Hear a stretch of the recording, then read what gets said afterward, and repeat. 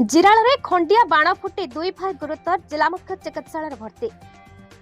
ଢେଙ୍କାନାଳ ଜିଲ୍ଲା ଭୁବନ ବ୍ଲକ ଜିରାଳରେ ଗ୍ରାମରେ ଗୁରୁବାର ମଧ୍ୟାହ୍ନରେ ଖଣ୍ଡିଆ ବାଣ ଫୁଟି ଦୁଇ ଜଣ ନାବାଳକ ଗୁରୁତର ହୋଇ ଜିଲ୍ଲା ମୁଖ୍ୟ ଚିକିତ୍ସାଳୟରେ ଅପରାହ୍ନରେ ଭର୍ତ୍ତି ହୋଇଛନ୍ତି। ସୂଚନା ମୁତାବକ ଗ୍ରାମରେ ଗତକାଲି ବୁଧବାର କାର୍ତ୍ତିକେଶ୍ୱର ମହୋତ୍ସବ ଉପଲକ୍ଷେ ବାଲିଯାତ୍ରାର ଅନ୍ତିମ ଦିବସରେ ଗ୍ରାମ୍ୟ କମିଟି ସହଯୋଗରେ ସାଇସି କ୍ଲବ ପକ୍ଷରୁ ରାବଣ ପୋଡ଼ି ଅନୁଷ୍ଠିତ ହୋଇଥିଲା। ସେହି ଯାତ୍ରାରେ ରାବଣ ପୋଡ଼ି ପାଇଁ ଅଧ ଘଣ୍ଟା ଧରି ବାଣ ଫୁଟା ଯାଇଥିଲା। ରାତିର କିଛି ଅଫୁଟା ବାଣ ପଡ଼ି ରହିଥିଲା। ଗୁରୁବାର ପୂର୍ବାହ୍ନରେ ଜିରାଳ ଗ୍ରାମର ପଞ୍ଚୁପଟି ସାହିର ସମୀର ମଲ୍ଲିକଙ୍କ ପୁଅ ଜ୍ଞାନରଞ୍ଜନ ରୁଦ୍ର ଦୁଇ ଭାଇ ବାଣକୁ ଗୋଟାଇ ଆଣି ଘର ନିକଟରେ ଫୁଟାଉଥିବା ବେଳେ ହଠାତ୍ ଫୁଟିବାରୁ ଦୁଇ ଭାଇ ଗୁରୁତର ହୋଇ ପ୍ରଥମେ ଜିରାଳ ପରେ ମୁଖ୍ୟ ଚିକିତ୍ସାଳୟରେ ଭର୍ତ୍ତି ହୋଇ ଚିକିତ୍ସା ହେଉଥିବା ଜଣାଯାଇଛି।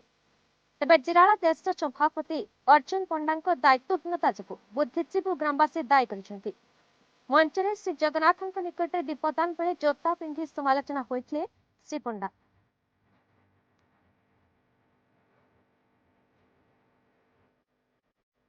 ଢେଙ୍କାନାଳ ଅକ୍ଷୟ କୁମାର ନନ୍ଦଙ୍କ ରିପୋର୍ଟ, BE ନ୍ୟୁଜ୍ ଓଡ଼ିଶା।